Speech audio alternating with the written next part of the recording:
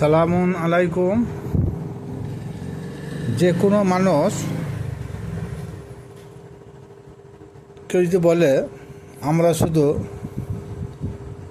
সালাত বা নামাজ পড়ব, এই নামাজের উপরে ভরসা করে আমি জান্নাতে পৌঁছে যাব, এটা কিন্তু সম্পূর্ণ ভ্রান্ত মত। নামাজের উপরে নির্ভরশীল করে কেউ পরকালে মুক্তি পেতে পারে না, আর এরকম কোনো একটা আয়াত নাই। তবে সালাত যদি কেউ কায়েম করতে পারে তার ব্যাপারটা ভিন্ন। কিন্তু আমরা প্রচলিত যে নামাজ পড়ি, ওই নামাজে অধিকাংশই তো আমাদের মন স্থায়ী থাকে না। আমরা হারিয়ে দেবার মতো হারিয়ে দিই। হ্যাঁ, যখন রুকুতে যায় তখন মন ঠিক থাকে না, সিধায় যায় তখনও মন ঠিক থাকে না, যখন ইমামের পেছনে পড়ি তখনও মন ঠিক থাকে না, যখন নিজে পড়ি তখনও মন ঠিক থাকে না। কিন্তু এটা হচ্ছে লৌকিকতা ইবাদত। এই লৌকিকতা ইবাদত করে পরকালে মুক্তি আশা পাওয়া খুব মুশকিল। এবারে যেটা বলতে চাইছি, আসুন আজকে যেটা মূল বিষয় হলো সূরা মায়েদা আয়াত নম্বর 60। এই আয়াতে একটা খুবই ইম্পর্টেন্ট কথা আপনাদেরকে শোনাবো। আল্লাহ পাক রব্বুল আলামিন তিনার হাবিবকে উদ্দেশ্য করে বলছেন, কুল হাবিব আপনি বলে দিন, কুল এখানে কুল শব্দ আছে, আপনি বলে দিন যেটা আপনার উপর এবং পূর্ববর্তী নবীদের উপর অবতীর্ণ হয়েছে, সেটা যারা অমান্য করেছে, যারা ঈমান আনে নাই এবং যারা মূর্তি পুজো করেছে, তারাই কিন্তু সরল পথ থেকে বঞ্চিত। তার পরিপ্রেক্ষিতে আল্লাহ কী বলছেন? আল্লাহ পাক রব্বুল আলামিন তারপরে বলছেন যে আমি তাদের উপর রাগান্বিত হয়ে তাদেরকে আমি বানর ও শূকর করেছি। তাহলে এই আয়াতে কি বোঝা গেল? যারা বর্তমান আমাদের নবী হুজুর পাক সাল্লাল্লাহু তাআলা আলাইহি সাল্লাম এবং পূর্ববর্তী নবীদের উপর ঈমান আনে নাই, তাদের বিধিবিধানের উপরে ঈমান আনে নাই, অমান্য করেছে, তারা কিন্তু সরল পথে পথিক নয়। আল্লাহ পাক বললেন এর পরিপ্রেক্ষিতে গুৎসাহিত হয়ে রাগান্বিত হয়ে বানর ও শূকর করেছে। তাহলে বানর ও শূকর বর্তমান কোথায়? আকাশে না জমিনে? এগুলো ভাবার বিষয় আছে। আমরা তো সবাই জানি বা আমাদের জানানো হয়েছে, মানুষ মৃত্যুর পর কবরে যাবে, কবরে হিসাব নিকাশ হবে, সঠিকভাবে যদি কেউ সাওয়াল জবাব করতে পারে সে জান্নাত যাবে, আর সাওয়াল জবাব যদি কেউ না করতে পারে সে জাহান্নামে যাবে। এটা কিন্তু কোরআনের সাংঘাতিক আয়াত, কোরআনের সঙ্গে এটা মিলে না।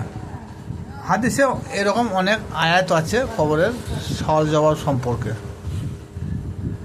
এবং হাসরের মাঠে একত্রিত হবে, নেকি বদির হিসাব হবে, নেকির পাল্লা যাদের ভারী হবে তারা হবে জান্নাতি, নেকির পাল্লা যাদের কম হবে, বদির বোঝা বেশি হবে, তারাই হবে জাহান্নামে।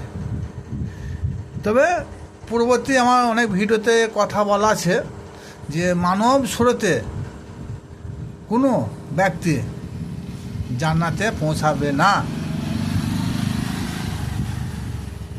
যে কোনো তার আকার ধারণ করবে, তবে মানব স্রোত তারা থাকবে না। তবে হ্যাঁ, কোরআনের আয়াত ভিত্তি কিছু কিছু মানুষ থাকবে, কিন্তু তারা মানুষ রূপ, কিন্তু তাদের জ্ঞানগম্য চলার পদ্ধতি, ঈমান ও আমল মানুষের মতো নয়, সেগুলো পশুর মতন হবে। তার জন্যে আল্লাহ পাক রব্বুল আলামিন বলছেন তাদেরকে আমি শূকর ও বানর করে ছেড়েছি। অনেক লোক আছে দেখবেন কথায় কথায় আমাদের বলা হয় তো জানোয়ার না তো পশু রে, না তো গরুও। সে কি সত্যিকারই গরু? না, তার কর্ম দেখে তাকে জানোয়ার, সুর, গরু ইত্যাদি ইত্যাদি বলা হয়। কিন্তু ওই রকম মানুষের কর্ম খারাপ হলে ওই ধরনের মানুষ কিছু থাকবে, আর প্রকৃতপক্ষে সত্যিকারের কিছু বানর ও শূকর আমাদের মধ্যে বিচরণ করছে।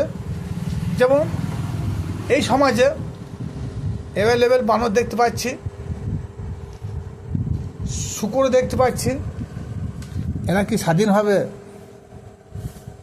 চলাফেরা করতে পারে? না স্বাধীনভাবে কোনো খাদ্য ভক্ষণ করতে পারে? না স্বাধীনভাবে নিজের ইচ্ছায় শুতে পায়? পায় না। তাহলে এরা কারা? কারণ আল্লাহ পাক রব্বুল আলামিন তো কোরআনে অনেক জায়গায় বলেছে ওয়ান নাজমু ও সাজারু ইয়াসজুদান, চন্দ্র, সূর্য, গ্রহ, নক্ষত্র, পশু, পক্ষী, চতুষ্পদ জন্তু সবাই আল্লাহর ইবাদত করে, সবাই আল্লাহর সিজদা করে। তাহলে যারা আল্লাহর ইবাদত করে, আল্লাহর বন্দি করে, তাদের তো কষ্ট পাওয়া ঠিক নয়। তবুও এই যে আমাদের সামাজিক দৃষ্টিতে কিছু কুকুর, কিছু পশু পক্ষী এমন রয়েছে তারা স্বাধীনভাবে চলাফেরা করতে পারে না। যেমন একটা কুকুরকে দিয়ে বিচার করছে। একটা কুকুর সে কোরআন বলছে সেও ইবাদত করে, কিন্তু তাইলেও এমন কিছু কুকুর রয়েছে সে বলম খাচ্ছে, এমন কিছু কুকুর রয়েছে তার মাথা বেঁধে ফাটিয়ে দিচ্ছে, মাথা খাইছে, কুকুর পাগল হয়ে যাচ্ছে। এমন কিছু কুকুর রয়েছে যে সে গরম পানি খাচ্ছে, এমন কিছু লোক রয়েছে তার উপরে গরম পানি ঢেলে দিচ্ছে। এমন কিছু কুকুর রয়েছে যে রক্তপুঁজ তারা ভক্ষণ করছে, নোংরা খাবার তারা ভক্ষণ করছে, পচা দ্রব্য তারা ভক্ষণ করছে। এটাই কি তাদের খাবার? এটা জ্ঞান বিবেক কী বলছে আমাদের? কিন্তু এইগুলো রহস্য জানতে গেলে একটু চিন্তা ভাবনা করবেন, এবং যদি কোনো পীর ধরা ব্যক্তি থাকেন, তরিকতের লোক থাকেন, তাহলে নিশ্চয়ই আপন মুর্শিদের কাছে জানবেন যে একটা কুকুর, একটা বানর এরা এত কষ্ট পাচ্ছে কেন।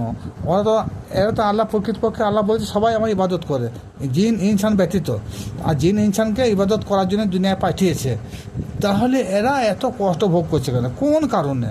আর কোরআন প্রকাশ্যে জানিয়ে দিল যারা নবীর বিধানকে অবমাননা করবে এবং পূর্ববর্তী নবীদের বিধানকে যারা অবমাননা করেছে তারা কোনোদিন এহেদিনা সিরাতুল মুস্তাকিম পথে প্রতীক হতে পারে না।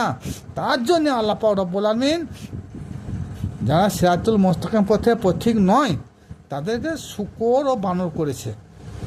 তাই শূকর ও বানরগুলো কোথায়? চৌথ আসমানে, প্রথম আসমানে, দ্বিতীয় আসমানে, না তৃতীয় আসমানে, না সপ্তম আসমানে? এই জমিনে আছে, এই জমিনে।